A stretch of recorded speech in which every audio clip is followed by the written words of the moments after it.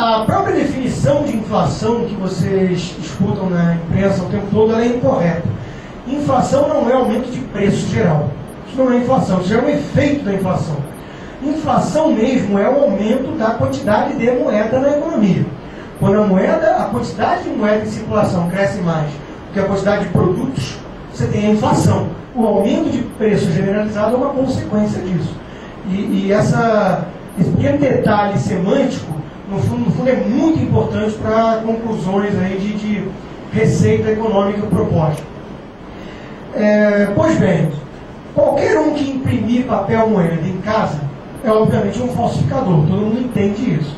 E em todos os reinos e governos isso foi crime da mais grave punição, até mesmo punição de morte. Porque, obviamente, o governo sempre detestou a concorrência. O governo, ele é o grande falsificador de papel moeda. Ele é o que tem o monopólio, o poder único e exclusivo de emitir mais papel moeda, com o selo, com carimbo do Banco Central, que é o único aceito, o legal tender. A gente vai ver um pouco mais à frente o que foi isso, o que representou de fato isso. Pois David Hume, o filósofo iluminista escocês, ele fez uma brincadeira, uma abstração, imaginando para poder mostrar o que é de fato essa inflação. Ele pensou o seguinte: imagina que todos nós acordássemos amanhã com nossos saldos bancários dobrados. Você tem 100, você acordou com 200. Todo mundo acordou com uma quantidade de dinheiro dobrado na carteira e nos bancos. Qual vai ser o efeito disso? Não é difícil ver que o efeito disso vai ser apenas os preços de todos os produtos que consumimos dobrarem também.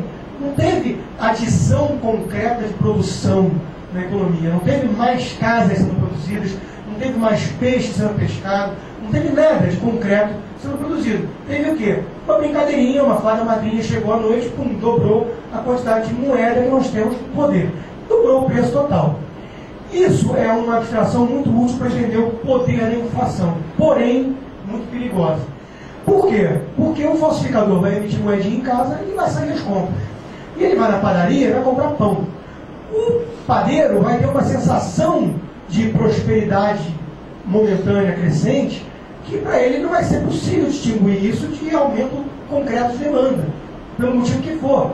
Mais produtividade na economia, um choque de oferta qualquer, ele não vai saber a causa. O conhecimento é pulverizado, é disperso na economia. Mais uma grande contribuição da escola austríaca, basicamente Hayek. Pois bem, o padeiro vai ter a sensação, através do preço, que vai ter que subir, porque não teve mais oferta de pão, teve um aumento repentino de demanda, porque surgiu um cara lá com preço, com papelzinho falso, que ele não identificou, obviamente, que é falso, e ele vai ter que aumentar eventualmente os preços, ele vai se sentir mais próspero.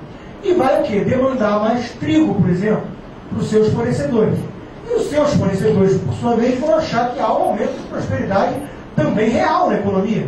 E vão, eventualmente, comprar mais máquinas da Caterpillar para poder extrair mais trigos. E por aí vai. Obviamente não é preciso ser nenhum gênio, muito menos um economista, às vezes ser economista atrapalha, para entender que o efeito, no final da cadeia, vai ser perverso para o último que chega para pagar a conta.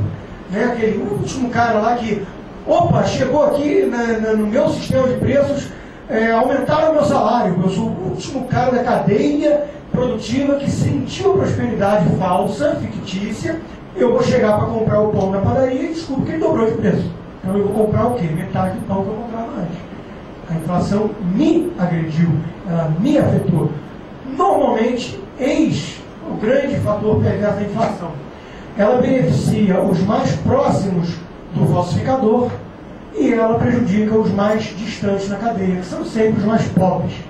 Então, inflação nada mais é do que o governo produzindo, falsificando o papelzinho, beneficiando sempre os amigos do rei, Brasília, no caso brasileiro, e chega no final das contas, o pobretão paga a conta, com um aumento de preços que leva um tempo. E não é, eventualmente, simples entender o nexo causal disso.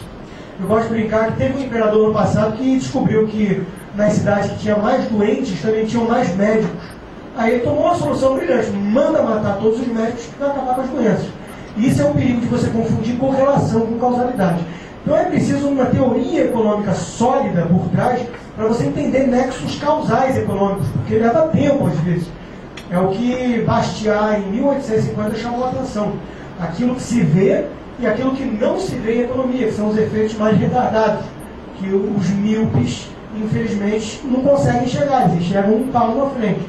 Então eles enxergam o quê? Eles enxergam o governo gastando, imprimindo dinheirinho falso, financiando com isso um gasto qualquer, gerando uma prosperidade fictícia, e eles entendem o quê? Que o keynesianismo gera prosperidade e pleno emprego. É isso que eles enxergam, porque eles são míopes.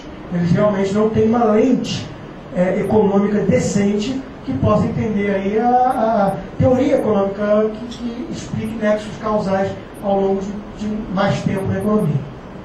Pois bem, política inflacionária é isso, é um efeito, é sempre uma política, é sempre uma decisão humana. Inflação não vem dos deuses, inflação não é uma coisa misteriosa, inflação não vem do além.